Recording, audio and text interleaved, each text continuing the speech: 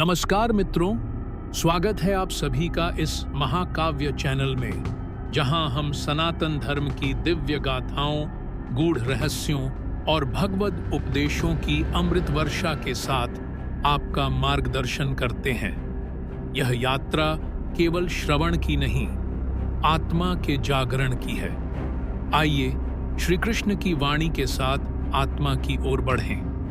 आज हम प्रवेश करने जा रहे हैं भगवद गीता के उस अध्याय में जहां भगवान श्री कृष्ण हमें प्रकृति की तीन शक्तियों सत्व, रज और तम का रहस्य बताते हैं।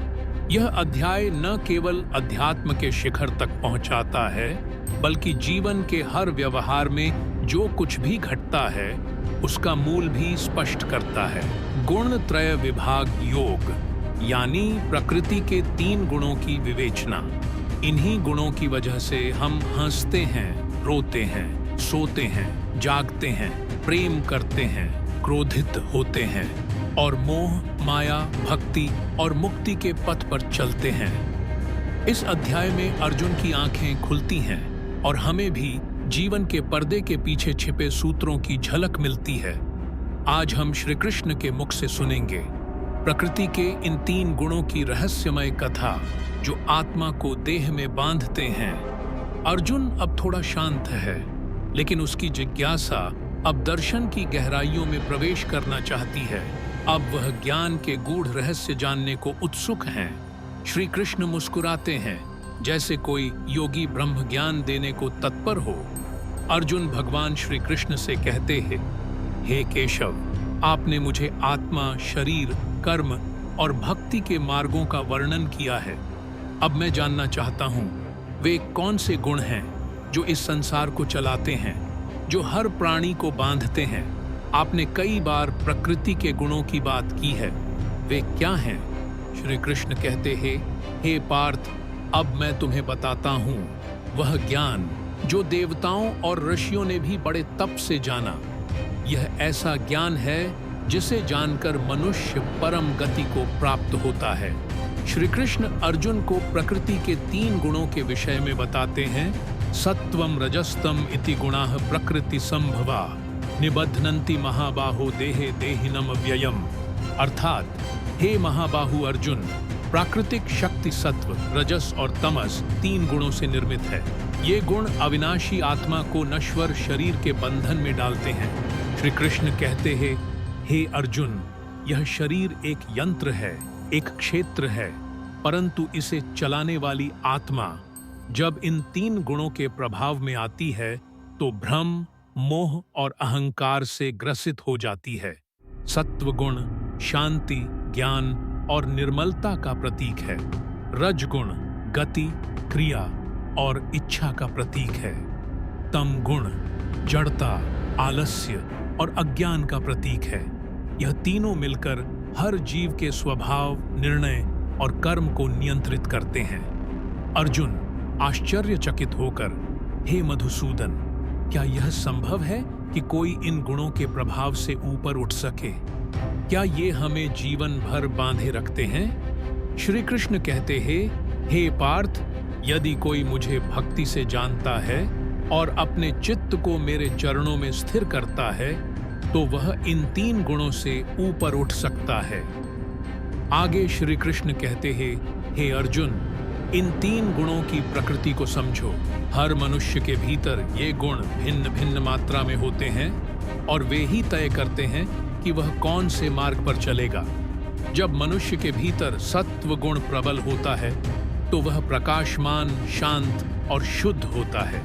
उसका मन ज्ञान और आत्मचिंतन की ओर जाता है। वह दूसरों के कल्याण में सुख अनुभव करता है। श्री कृष्ण कहते हैं, तत्र त्वं निर्मलत्वात् प्रकाशकमनामयम् सुख संगेन बध्नाति ज्ञान संगेन चाणक्य। अर्थात, हे निष्पाप अर्जुन, सत्व गुण स्वभाव से निर्मल होता है। यह प्रकाश और शांति का कारण बनता है। यह सुख और ज्ञान में आसक्ति द्वारा आत्मा को बांधता है।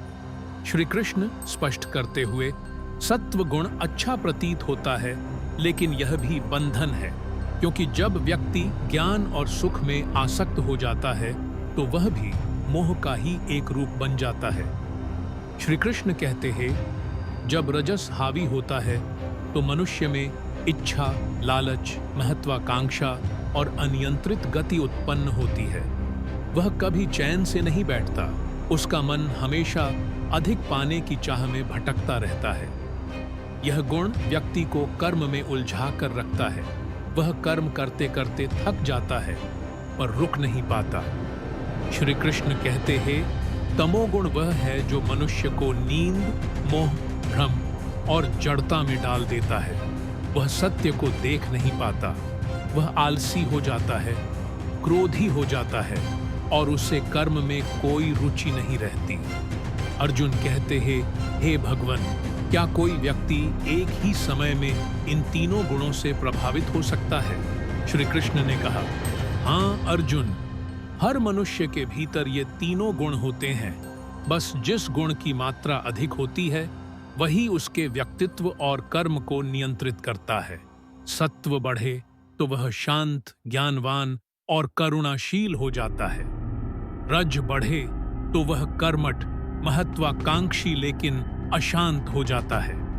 तम बढ़े तो वह जड़, क्रोधित और अविवेकी बन जाता है। श्री कृष्ण कहते हैं, जिस गुण की स्थिति में मनुष्य मृत्यु को प्राप्त होता है उसका अगला जन्म उसी गुण के अनुसार होता है।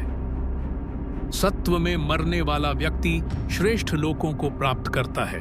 रज में मरने वाला व्यक्ति कर्म फल के चक्र में जन्म लेता है। तम में मरने वाला व्यक्ति अंधकारमय योनियों को प्राप्त करता है। अर्जुन उद्गार के साथ कहते हैं, हे माधव, तो क्या कोई मार्ग है जिससे हम इन गुणों से ऊपर उठ सकें? क्या कोई मार्ग है जो मोक्ष की ओर ले जाए? श्री कृष्ण कहते हैं, हे अर्जुन, भक्ति ही एकमात्र मार्ग है जो मनुष्य को इन तीनों गुणों से मुक्त करके उसे ब्रह्म तत्व की ओर ले जाता है। आगे श्री कृष्ण कहते हैं, हे अर्जुन, जब कोई व्यक्ति इन तीनों गुणों को केवल देखता है, उनसे आसक्त नहीं होता, तब वह गुणातीत कहलाता है। वह समझ जाता है कि ये गुण प्रकृति के हैं और वह आत्मा प्रकृति से भिन्न है। जब सत्व आए वह मोह नहीं करता, जब रज आए वह भागता नहीं और जब तम आए वह डरता नहीं। प्रकाशम च प्रवृत्तिं च मोहमेव च पांडव, न द्वेष्टि संप्रवृत्तानि न निवृत्तानि कांक्षति, उदासीनवदासीनो गुणैर्यो न विचाल्यते, गुणा वर्तन्त इत्येव यो वतिष्ठति नेंगते।